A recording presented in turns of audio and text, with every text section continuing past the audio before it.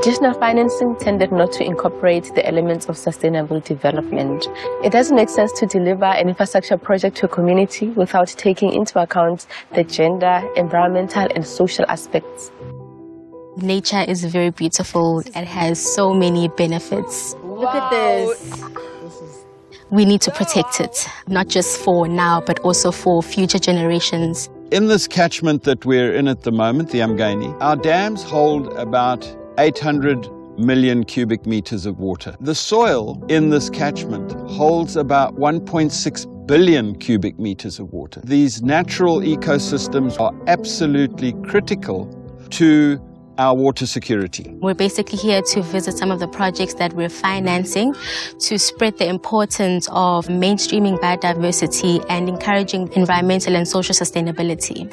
The DBSA works closely with the municipalities and other partners such as government, the private sector, NGOs and academics to deliver infrastructure projects that incorporate the gender, social and environmental aspects so that our projects can be sustainable and they can remain relevant, just improving the livelihoods of the communities in those areas, but doing it in such a way that the integrity of nature is preserved.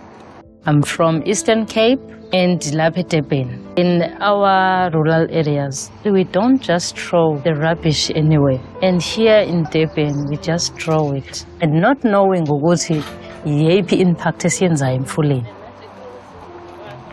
Communities are the direct beneficiaries of the services that ecological infrastructure provides. If the environment is unhealthy or unwell, and it yields poor services, it's those vulnerable communities that are most at risk. Through our EnviroChat program, we're capacitating and employing people from informal settlements, and they've gone through a whole series of training exercises, helping them to understand the natural environment.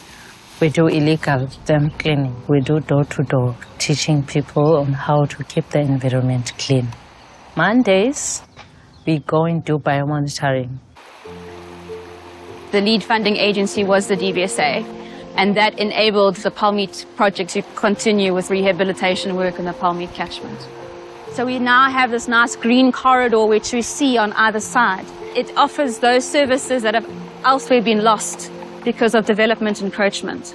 Things like purification of the water just by plants being present.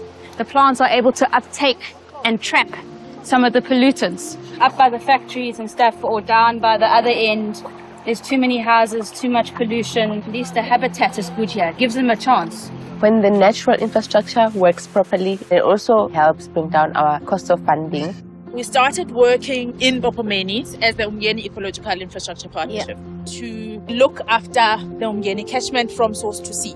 Because the wastewater treatment works in Umgeni wasn't working. The wetland itself was getting degraded. If you rehabilitate a wetland, the biodiversity in that wetland will improve and the wetland will be functional. The function of the wetland is purification. For the actual rehabilitation, we had an engagement with the community trust that owns this land, so we don't just look at the ecological aspects of things, we also look at the social aspects. We really do try and involve people and ensure that communities understand the work that we do.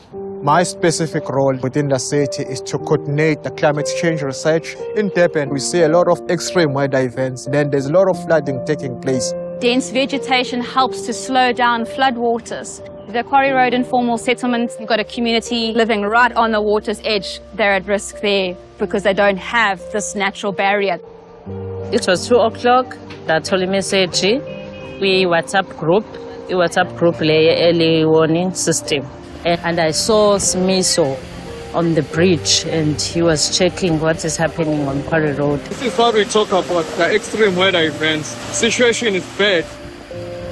They told me that your house, it was all gone. It's like they have never been any houses there.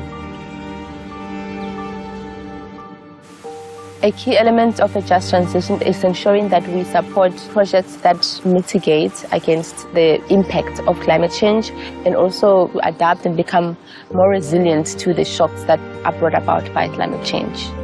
About 350 of the structures in the informal settlement got washed away. Because of our community-based flood early warning system, not a single life was lost due to the flood. This is not just about the trees, it's about the whole system, how it's worked together with supporting the built infrastructure. So now we are starting to see their perspective changing, especially with the recent floods. We now understand that these systems need to be maintained. Otherwise, if they are not maintained, we know what will happen. Our mission at the DBSA is to build Africa's prosperity using our financial and non-financial resources in partnership with our stakeholders to promote the just transition to create a sustainable, low-carbon, resilient and inclusive society. There is always hope. We are here. We are hope. It's very critical for us to be in these spaces to make a difference.